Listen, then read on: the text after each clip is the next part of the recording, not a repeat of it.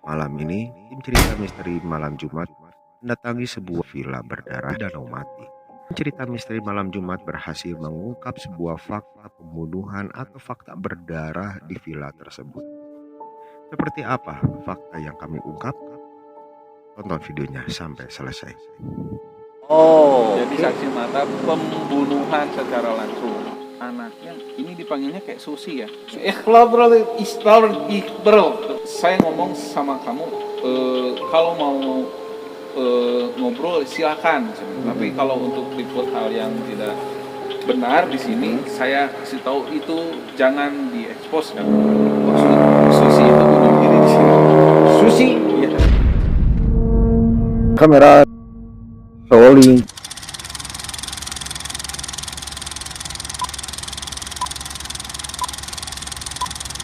Action.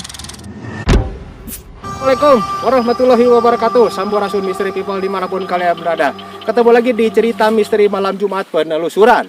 Dan kali ini saya sedang berada di sebuah daerah perkebunan di daerah Bandung Selatan. Dan di tempat ini ada sebuah villa yang cukup terkenal. Dan tempat itu juga sekarang sudah dikosongkan. Karena memang yang menyewa untuk saat ini juga agak berkurang. Saya tidak akan sebutkan ini tempatnya di mana lebih tepatnya, tapi kalian pasti sudah pada tahu lah. Dan hari ini untuk penelusuran saya tentunya tidak sendiri, dan saya akan memperkenalkan tim saya yang akan melakukan penelusuran untuk hari ini. Kemungkinan juga nanti kita akan melakukan penelusuran terus ya, insya Allah. Ya.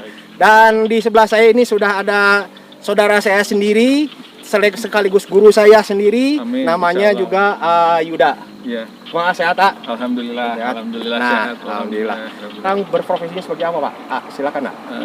Alhamdulillah saya sekarang untuk profesinya sebagai konsultan di sebuah perusahaan swasta, dan kebetulan juga insya Allah mudah-mudahan bisa jadi memberikan sesuatu hal yang mungkin buat teman-teman historikalnya bisa dapat ya, selain dari fakta dan mitos juga. Terima kasih, paling itu saja sih. Oke, siap. Misteri People, sekarang kita tidak akan ke tempat villa yang dituju karena memang ini jamnya memang sudah waktunya tutup. Dan sekarang di belakang saya ini adalah sebuah danau buatannya sebenarnya. Ya, ini Danau Mati. Nah, disebutnya Danau Mati. Kita akan menguak fakta, sejarah, mitos, dan hal-hal yang berbau mistis di tempat ini seperti apa. Tapi sebelum saya lanjutkan ke videonya, saya mengajak kalian yang belum like video ini untuk di-like dulu dan di-subscribe channel ini sekarang juga.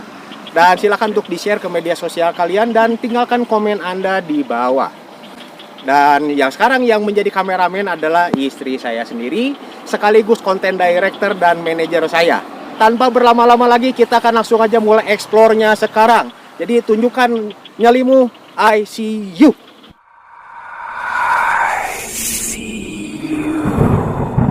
Nah, itu villanya udah lumayan kelihatan ya. Jadi sebelum saya mulai, mungkin saya coba ambil minimalisasi dulu supaya kita diberikan izin oleh Allah Subhanahu Wa Taala buat supaya di sininya tentram juga. Ya. Karena di sini kan, aduh, saya lihat ini macam-macam. Ya, Tapi lebih saya sorotin sih ke villanya langsung. villanya ya, yang itu ya. Villanya langsung supaya tidak ngusir kemana-mana. Karena nanti kalau udah biasanya sudah ada sesuatu hal, ada yang lain-lain termasuk yang ada di danau ini, juga biasanya suka ada yang minta. Jadi mendingan kita fokus ke villanya dulu apa ya. sih, karena ya seperti yang teman-teman tahu, juga untuk melakukan ini ya sebenarnya tidak terbatas ruang sama waktu. Mau kapan pun dipanggil bisa aja. Ya, jadi nggak ada masalah, mau kapan pun dimanapun itu pasti bisa aja. Cuman yang jadi masalah lebih mengena dia akan ke tempatnya langsung. Makanya kenapa orang-orang yang datang secara langsung itu biasanya langsung dapat interaksi. Kalau beda dengan ketika kita mediasi secara jauh. Oke, siap, Pak. Silakan langsung aja. Baik, mungkin saya akan coba mulai dulu. Sebentar, saya coba ini dulu ya.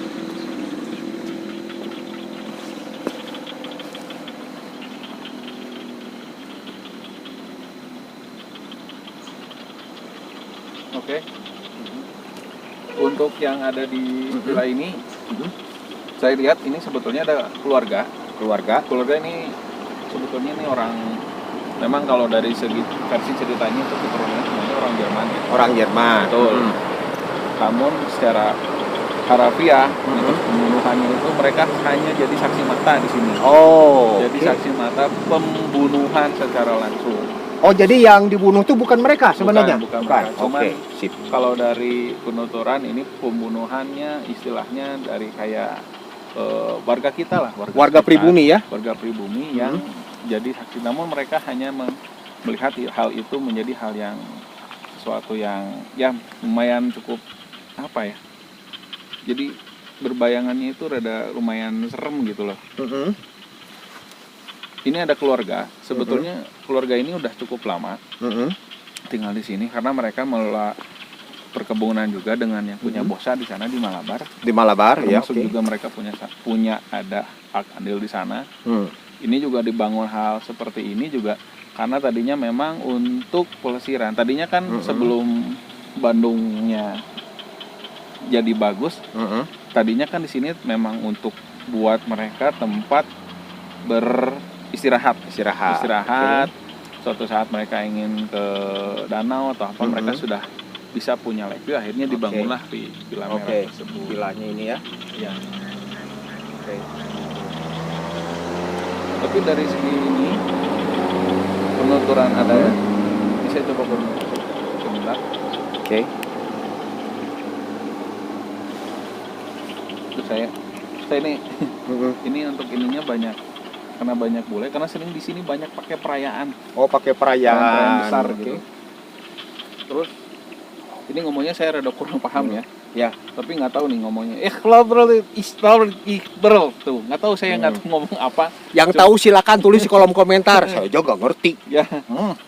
Itu ngomongnya bilangnya seperti ini dari saya ngomong sama kamu kalau mau ngobrol silakan. Tapi kalau untuk liput hal yang tidak benar di sini, saya kasih tahu itu jangan diekspos katanya. Istilahnya seperti itu. Jadi kita akan coba ngobrol lagi. Nah, kalau untuk itu ada yang badannya lumayan tinggi ya, memang dia bule ya. Iya. Emang dia ada tinggi bule. Kumisnya rada tebal, dia pakai kacamata satu sini. Itu kayaknya mungkin yang punyanya, tapi dia tidak berbadan gemuk seperti bosa, tidak. Gitu. Terus ada anak mungkin siang baya ya. Rambutnya ini dikuncir, tapi ini pakai korsetnya yang rada gede. Pakai zaman dulu. Pakai pakaian zaman dulu. Ya. Tapi memang dia bukan asli warga Belanda, dia memang warga Jerman. Dia memang tinggal di sini. Dia memang tinggal di sini karena memang ya emang orang tua saya di sini katanya. Oh, katanya gitu ya. Gitu. Meninggalnya taruh. Konak ini meninggalnya ada yang di sini. Ada yang di sini meninggalnya. Tapi dibawa ke Jerman. Oh, langsung dievakuasi ke Jerman. Nah, bapaknya meninggalnya sebetulnya ya ada yang di sini juga, tapi nggak langsung dibawa ke Jerman semua. Ada yang bisa dapat namanya nggak? Anaknya kek atau orang tuanya? Keluarga siapa ini? Kalau untuk anaknya ini dipanggilnya kayak Susi ya. Susi. Tapi kalau nggak bahasa Jermannya nggak tahu tuh apa, tapi Susi. gitu. Susi. Kayak panggilnya begitulah. Panggil kecilnya. Ini dia mau cerita. Langsung aja. Nggak mau serem apa ada suara.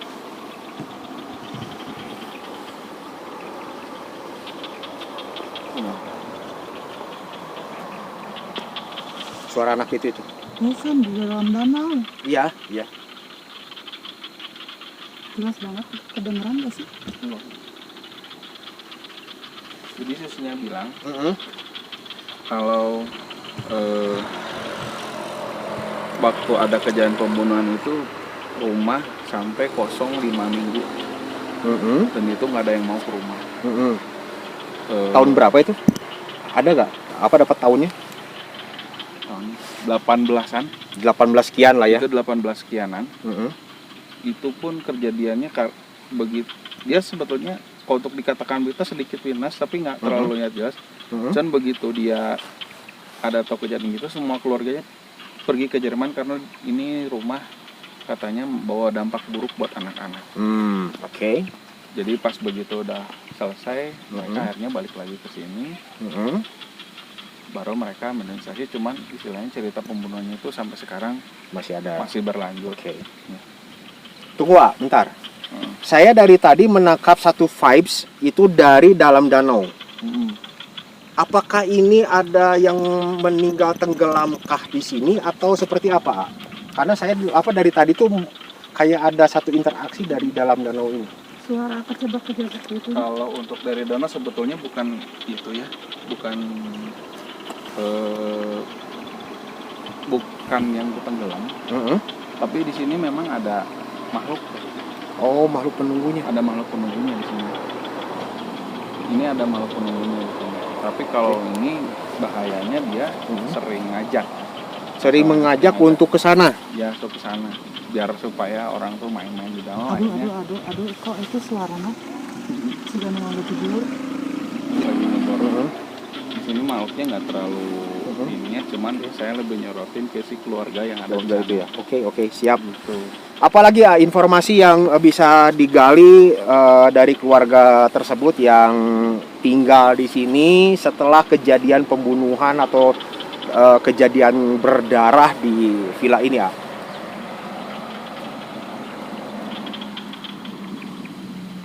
Banyak sering ngasih keluar warga sekitar tuh ngasih rumor-rumor yang nggak bener katanya. Sebetulnya tuh nggak harus dibesar-besarkan katanya. Itu tuh harusnya jadi hal yang lumrah. Biasa kan kalian cina lihat berita kriminal juga nggak aneh kan. Cuman karena ini di tempatnya seperti ini, warga sekitar juga masih percaya dengan hal yang mistik ya. Jadi anggapannya di sini tuh berhantu semua. Dan gara-gara hal itulah jadi banyak makhluk-makhluk yang sebetulnya nggak harus tinggal di situ jadi tinggal di situ. Oke. Itu yang jadi. Karena banyak cerita dari masyarakat yang miring, akhirnya mengundang mereka-mereka yang tak terlihat untuk tinggal di situ. Oke. Itu yang jadi masalahnya. Tapi pembunuhan ini warga pribumi kan? Insya Allahnya saya lihat warga pribumi. Apakah ini dibunuh oleh penjajah zaman dulu atau memang seperti apa sebenarnya? Ini lebih ke apa ya? Kalau cari muka sih enggak ya. Cuman si warga ini istilahnya ada ketidaksukaan sama si korban. Oke. Si orang ini nggak suka, si pelaku ini nggak suka sama korban. Akhirnya ya padahal ini si tuannya itu nggak ada masalah sama ini orang. Oke. Terus akhirnya jadi hal yang buruk. Nah, yang satu lagi yang rada kayak garis bawah. Ini ada yang bunuh diri juga soalnya. Nah itu dia. Dari tadi itu saya tuh dapat vibes-nya tuh kayak ada yang bunuh diri. Apakah ini memang warga sekitar atau bukan? Atau gimana? Saya tadi saya melihat tuh kayak kalau ini. Saya lihatnya ini kalau untuk yang bunuh diri bukan warga sekitar. Kalau mau pembunuhan, misalnya sih warga sekitar saya. Dan kalau untuk yang bunuh diri ini sepertinya warga asing. Warga asing. Oke.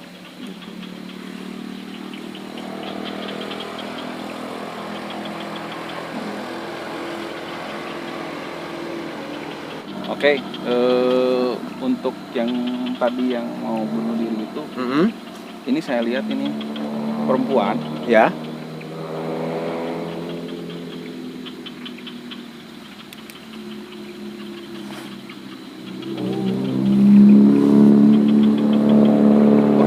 Susi itu bunuh diri di sini.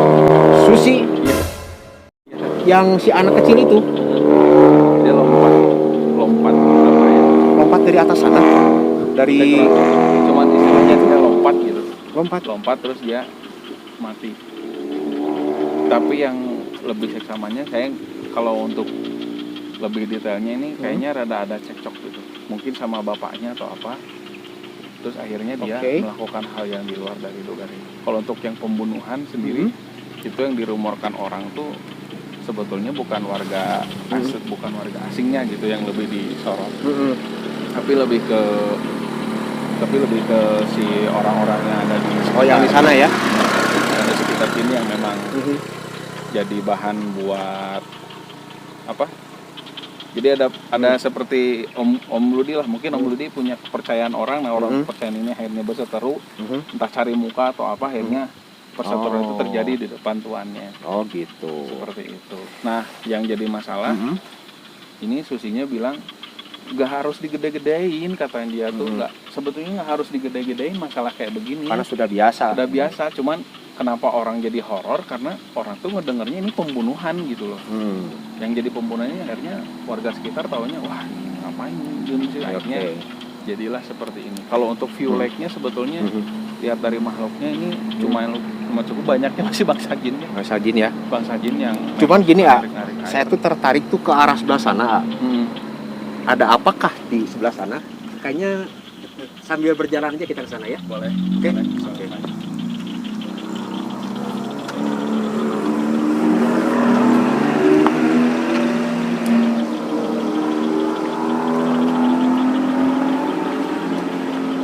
Ini tuh sebetulnya jalur warga ya. Jalur warga ini. Ini kan lihat dari punya sana soal. Ini tuh ujungnya tuh ke arah mana ini? Nanti kalau nggak salah ada bukit, nah si bukitnya itu buat dipakai buat lihat matahari. Sunrise ya? Iya. Oh, Atau oke. matahari terbenam lah. Wah, ini kalau siang enak banget. Enak banget ini, bagus. Ini nih dari perempuan ini. Gimana sini ya? Sini nih. Ini. Heeh. Oke. Siapa dia? Mau ngomong apa coba?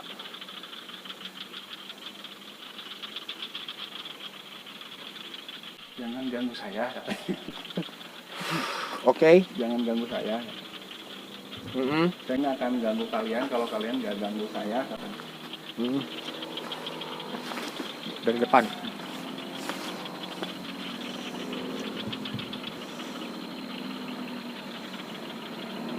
Terus jangan bikin rumor yang aneh-aneh.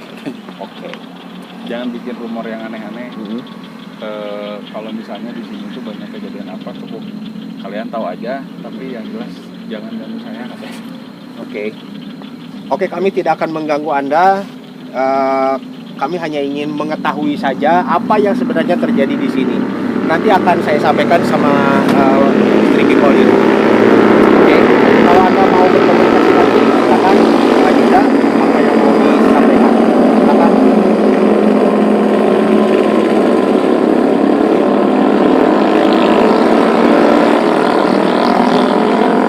Di daerah ini ada makam orang sakti. Daerah ini ada makam orang sakti. Ada makam orang sakti, guys. Tapi dia nggak bisa nyebutin karena menurut dia tuh beda kasta. Katanya. Oh, beda kasta di mana tuh? Nanti mungkin akan lebih lanjutnya kalau kita misalnya bisa tahu ke danau. Ke danau. Iya. Oke, siap. Jadi kita kemana jalannya? Ke arah sana. Arah sana. Danaunya yang sebelah sana. Oh, Danau yang ini itu. kan danau mati. Oke. Nanti kamu bakal tahu karena di sini ada ketua-ketua di sana. Nanti ada yang nggak tahu masih tahu. Oke, sip. Jadi kita sekarang ke arah danau yang sebelah sana. Oke, Misteri People, ikutin terus perjalanan kita malam ini. Akan menguak misteri apa kita di tempat ini dan akan ada hal apa yang bisa kalian dapatkan untuk cerita misteri kita malam ini. Jadi jangan kemana-mana, tonton terus videonya sampai selesai dan jangan lupa di subscribe.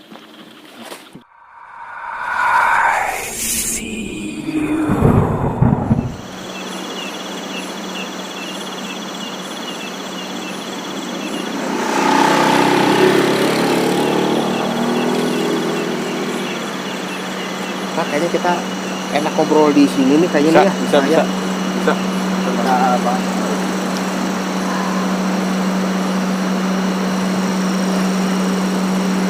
Oh. Nah, Misteri People, kita sudah ada di tempat yang selanjutnya dari di Villa Danau Mati yang barusan. Kenapa kita pindah tempat? Karena ada warning lah dari penunggu atau penghuni dari danau dan villa tersebut. Kita tadi sebetulnya ingin berlama-lama di situ mengungkap fakta misteri dan mitos yang terjadi di situ, tapi penghuni dari tempat tersebut tidak mengizinkan kami untuk berlama-lama di tempat itu. Jadi kami sekarang memutuskan untuk pindah ke lokasi berikutnya untuk membahas misteri apa yang sebenarnya terjadi di tempat itu? Kira-kira apa nih yang terjadi di tempat itu barusan seperti apa? Sebetulnya mah kalau tadi kan dibilangnya ya, posisi si dukun itu sebetulnya tidak begitu diterima posisi itu, karena kalaupun kita berlama-lama di situ seolah-olah kita kayak membuat fakta sejarah yang sebetulnya udah beredar kabar miring. Beredar kabar miring. Nah sebetulnya kalau kita ungkap lagi itu seperti membuka luka lama. Jadi sebetulnya sih nggak ada. Kalau mereka sih sebenarnya welcome aja, silakan kalau mau datang, atau misalnya selama tidak membahas hal-hal yang berbau dengan hal yang ada berhubungan dengan mereka. Tadi sebetulnya untuk keluarga ini ada berempat, itu sekeluarga, dan itu kalaupun mereka bawa keluarga besar gitu memang sama, karena ya namanya orang bule itu kan sering ngajak keluarga besarnya seluruh itu untuk tinggal di situ. Sebetulnya untuk keluarga ini ada 4. Yang ini suami istri, yang tadi ngobrol sama saya itu bapaknya sama anaknya nih yang tengah. Anaknya. Ya. Nah ini yang anak kecil ini dia sebetulnya tidak terlalu kecil sih, cuman baru bayar lah. Agak tanggung gitu ya. Tanggung lah ya. Kalau diusiakan mungkin belasan kali ya. Ya gitu. Yang coba komunikasi ini adalah bapak sama anaknya. Kalau dilihat kalau dari bapaknya ini, dia sih ngobrolnya tegas aja, silahkan aja katanya mau apa sih, mau mengungkap sesuatu yang ada di villa ini boleh, apapun itu ceritanya silahkan dipersilakan. Cuman kalau untuk kontrol lagi masalah yang pembunuhan tadi, saya kurang setuju. Soalnya bukan apa-apa kan sudah beredar kabar miring terus kalau misalnya di daerah situ bahwa yang tempat pembunuhan itu adalah kami, yang terjadi pembunuhan itu adalah kami, padahal enggak seperti itu. Justru warga pribumi lah yang terjadi pembunuhan. Jadi karyawan dia yang kerja di situ ya. Karena si bos besarnya ini sebetulnya peneliti dia. Jadi researcher dia. Researcher. Jadi teman-teman, bahwa di villa tersebut banyak berita-berita miring yang beredar di masyarakat gitu ya, bahwa di villa itu angker dikarenakan terjadinya pembunuhan penghuni dari villa tersebut. Padahal sebetulnya terjadinya bukan seperti itu teman-teman. Jadi seperti tadi yang Ayu Daud katakan, bahwa yang namanya pembunuhan di tempat itu bukan pemilik villa atau pemilik tempat, tapi karyawan yang kerja di tempat itu. Jadi punya banyak pegawai. Si bule ini banyak pegawai. Nah si pegawai tersebut istilahnya saling bersaing lah. Bersaingnya ada yang tidak sehat. Nah dari bersaing tidak sehat itulah akhirnya saling sering gesekan. Gesekan itu sering terlihat sama si majikan. Gitu. Kenapa harus ribut-ribut seperti itu, kan kalian udah punya jatah masing-masing. Tapi akhirnya berkembang terus, akhirnya terjadilah pembunuhan. Percekcokan, kemudian terjadi, baru sampai akhirnya terjadi pembunuhan. Seperti itu. Terus kalau untuk cerita yang tadi yang perempuan, yang namanya anak itu, kalau di filmnya kayak Susi ya. Susi gitu ya. Susi ya. Itu sebetulnya kalau dia perasaannya itu pada saat posisi itu kecewa. Dia sedang kecewa berat, tapi bukan patah hati gitu. Dia kecewa berat di situ, akhirnya entah sengaja atau tidak, dia jatuh lompat. Gitu. Tapi bukan dari rumah, kayaknya dari tebing yang ada di situ, lompat ke bawah. Memang kalau secara meninggal dia tidak punya penyakit apa-apa, dan itu pun dimakamkannya langsung ke negara asalnya. Jadi si anaknya ini yang bernama Susi ini meninggal bunuh diri dengan cara melompat. Dengan cara melompat gitu. Cuman jadi seperti seolah-olah itu tuh kayak kecelakaan biasa gitu. Padahal saya tuh ada kecewa secara mendalam. Gitu. Kecewa dengan orang tuanya atau gimana? Ada hubungan dengan keluarga besar seperti itu. Kecewa dengan keluarga besar, mungkin kayaknya keluarga besarnya melakukan kebijakan apa, tapi dia nggak setuju. Kalau untuk masalah pasangan sih sepertinya tidak ada pasangan. Karena masih anak tanggung ya. dia masih anak-anak tamu aja lah gitu. Oke. Nah, teman-teman, jadi sebetulnya di sini ada dua kejadian. Yang pertama adalah kejadian sebuah pembunuhan karyawan ya yang bekerja di villa tersebut karena persaingan pekerjaan. Kemudian yang kedua adalah peristiwa bunuh dirinya anak pemilik rumah. Gitu. Investigasi dari pada saat itu bahwa si anak ini mungkin terpleset, jatuh dan sebagainya. Padahal setelah diajak komunikasi barusan oleh Ayuda, si anak tersebut memang sengaja untuk melompatkan dirinya dari atas tebing sehingga mengakibatkan nyawanya melayang. Dan si anak tersebut langsung dibawa dievakuasi ke negaranya, ke Jerman. Itu misteri dari Villa Danau Mati yang kita bahas pada malam hari ini. Ya, barusan sosok wanita yang sempat bilang tidak mau diganggu dan mengusir kita itu siapa sebenarnya? Kalau itu sebetulnya untuk dibilang ini juga tidak, cuman dia memang sering menetap di situ. Oh, Makhluk itu sering menetap di situ, dan memang kalau untuk ganggu dia sering rada ganggu. Ganggunya itu kadang-kadang ke jalan lewat.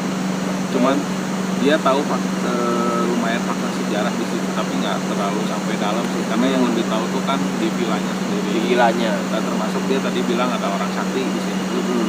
Nah, si orang sakti ini sebetulnya keturunannya dari Raja Pajajaran juga. Dari situ. Tapi dia nggak berani ngomong karena dia beda kasta. Sebetulnya dia masih keturunan kerajaan, dan itu juga teraknya memang punya andil besar dalam sejarah di babat tanah Jawa, khususnya di Jawa Barat. Itu sampai namanya sampai harum ke daerah Cisewu. Oh, sebetulnya. Oh, ke daerah Cisewu. Iya. Yang mau ke arah Garut itu kan ya? Betul. Makanya kenapa tadi disinggung dengan ada hubungannya dengan Raja Pajajaran, ya Raja Silungi di Jawa Barat, karena ya orang sakti tersebut yang memang menguasai daerah situ. Nah, secara ininya abdinya lah. abdinya. Oke. Jadi istilahnya gini lah, yang namanya seperti kita ketahui lah, punggawa Pajajaran itu menyebar ke seluruh tanah Jawa, gitu ya, seluruh tanah Jawa, menyebar ke seluruh pelosok tanah Jawa. Makanya nggak heran kalau misalkan kita ke daerah manapun di daerah Jawa Barat ini pasti akan menemukan jejak-jejak atau petilasan mereka. Salah satunya adalah petilasan yang diungkapkan oleh sosok makhluk yang penghuni tadi. Bahwa di situ ada petilasan seorang istilahnya punggawa Pajajaran. Kayaknya kalau malam sekarang bisa banyak komunikasi nggak beliau? Sebetulnya sih bisa aja, cuman kayaknya dia minta ritual-ritual tertentu. Tapi nggak sampai jauh sih. Nggak sampai harus part ini, cuman istilahnya sebelum mengatakan beliau, dia minta ada ritual tertentu ya, dia bisa sah datang ke situ. Karena dia ini nggak terlalu dikenal, tapi namanya harum sampai Cisewu situ. Nah, bagi kalian yang tahu sosok beliau ini siapa, silahkan tulis saja di kolom komentar di bawah. Mudah-mudahan next video mungkin nanti kita akan ungkap sosok beliau ini siapa, dari mana, apa tujuannya, dan sepak terjang beliau ini seperti apa. Dan ini yang saya penasaran nih, satu lagi penasaran. Kan itu Danau Mati ya. Danau Mati itu ya berarti identik lah yang namanya di Quran juga ada yang namanya jin itu punya kerajaan itu di atas air. Nah, barusan nih yang suara yang saya dengar dari dalam danau itu bisa gambarkan nggak seperti apa? Bisa saja sih. Saya coba komunikasikan dulu ya sebetulnya.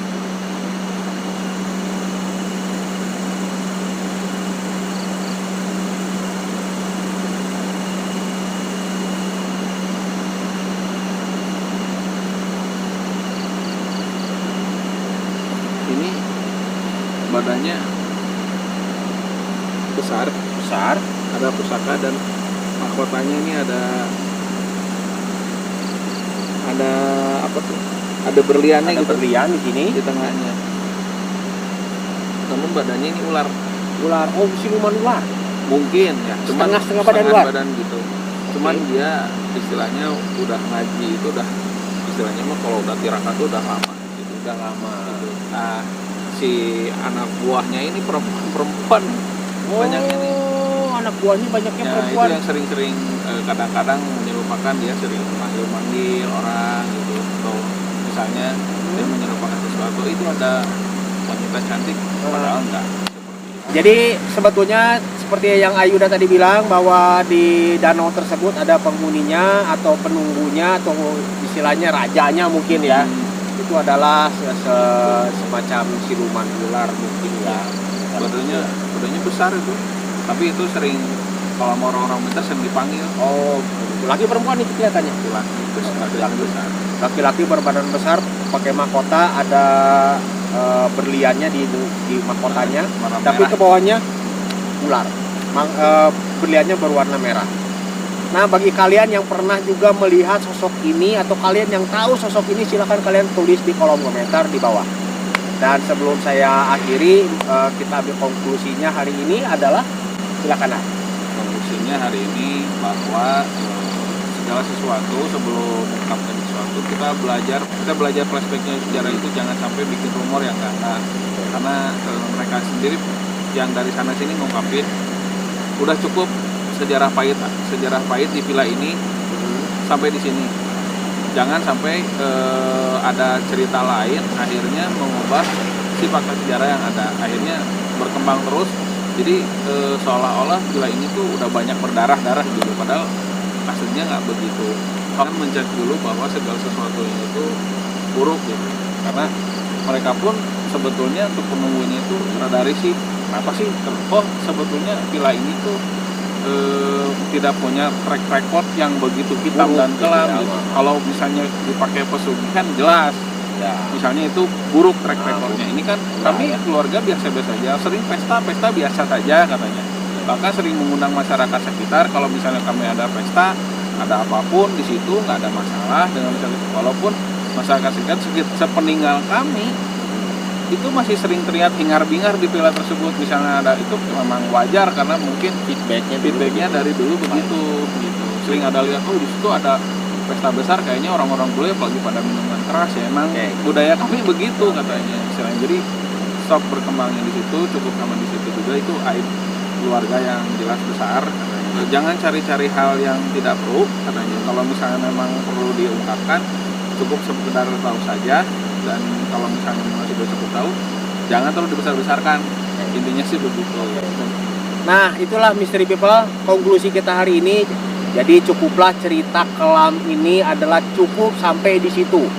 Ya, jangan dibesar-besarkan, jangan sampai kemana-mana, karena ini beritanya sudah menyebar yang kurang bagus. Jadi percaya nggak percaya tergantung dari sisi mana Anda menyikapinya dan tergantung dari tingkat keimanan kita masing-masing. Sebelum saya akhiri, jangan lupa untuk terus dukung channel saya dengan cara di like, subscribe, komen, dan share ke media sosial kalian biar channel saya juga semakin berkembang. Dari Kabupaten Bandung, Jawa Barat, saya Kang Rudi pamit dan Saya Ayuda juga pamit. Dan tentunya kameramen kita yang merangkap sebagai manajer saya juga konten director saya, Erna Yulita juga pamit. Sampai ketemu lagi di cerita misteri penelusuran selanjutnya. Wassalamualaikum warahmatullahi wabarakatuh. Waalaikumsalam. I see you. Beres.